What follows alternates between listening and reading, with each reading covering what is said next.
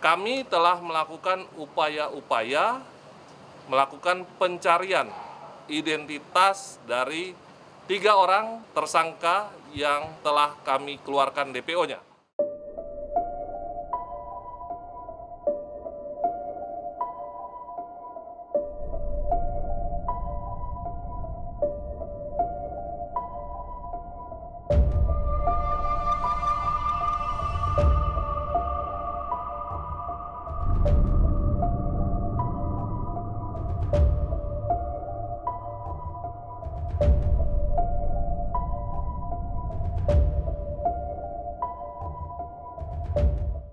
Saya akan menyampaikan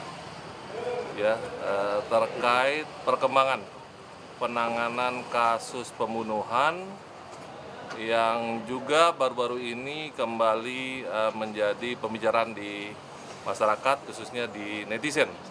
Ya, semenjak juga adanya film yang diterbitkan oleh salah satu rumah produksi, yaitu kasus pembunuhan kita kenal dengan kasus Vina yang di Cirebon. Kasus ini awalnya ditangani berdasarkan laporan di Polres Cirebon Kota kurang lebih pada bulan Agustus 2016.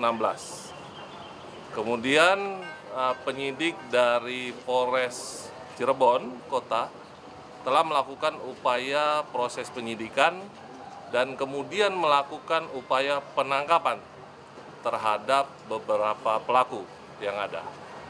Nah, setelah itu kemudian proses ini karena merupakan kasus menonjol, di mana sebelumnya dilaporkan kasus ini adalah kecelakaan.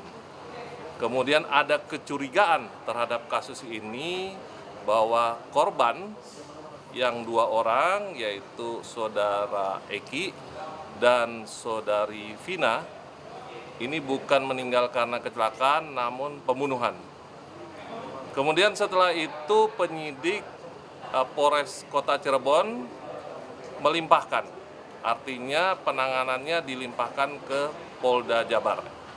Nah, kemudian dari hasil pelimpahan tersebut, penyidik Polda Jabar sejak September, jadi 1 bulan setelah dilaporkan dan dilakukan upaya oleh Polres Cirebon Kota, kemudian penyidik Polda Jabar menangani proses penyidikan selanjutnya selama kurang lebih sampai bulan November. Jadi September diterima, September akhir, jadi Oktober dan November di proses sidik selanjutnya, dan November dinyatakan kasus ini selesai dan diserahkan ke kejaksaan.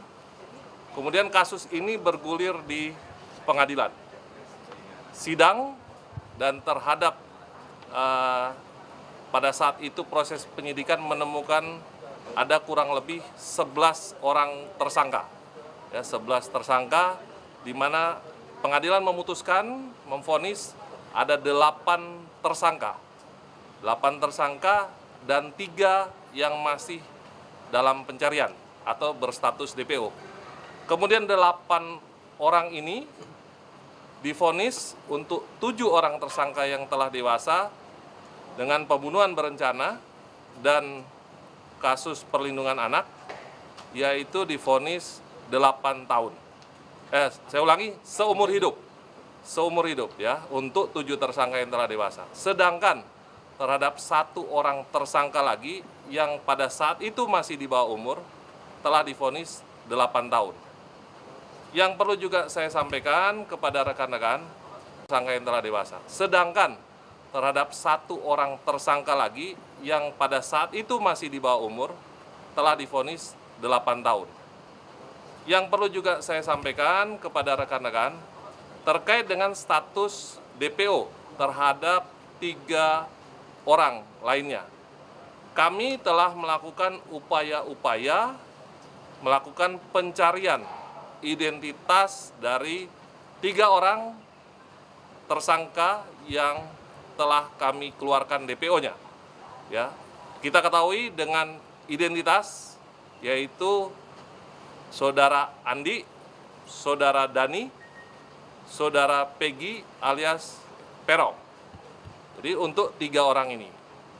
Kemudian upaya pencarian ini, baik pemeriksaan saksi-saksi maupun 8 tersangka yang sudah divonis, ya, yang sudah ada di rutan lembaga pemasyarakatan, itu tidak ada menunjukkan ya identitas asli dari ketiganya.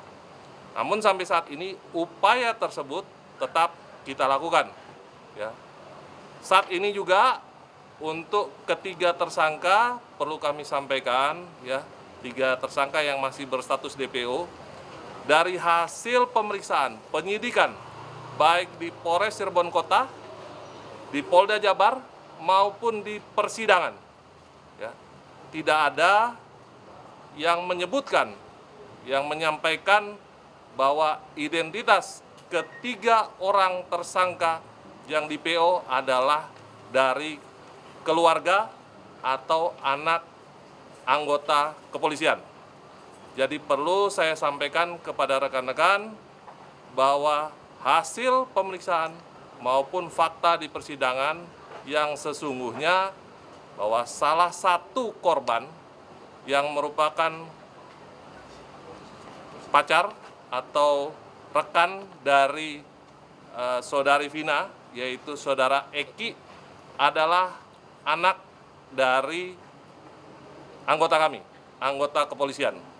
Artinya justru salah satu korban adalah anak dari anggota kepolisian, bukan pelaku, ya, bukan pelaku.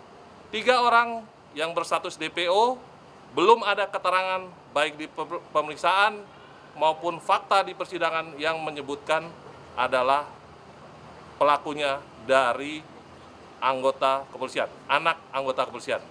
Itu yang perlu kami tegaskan.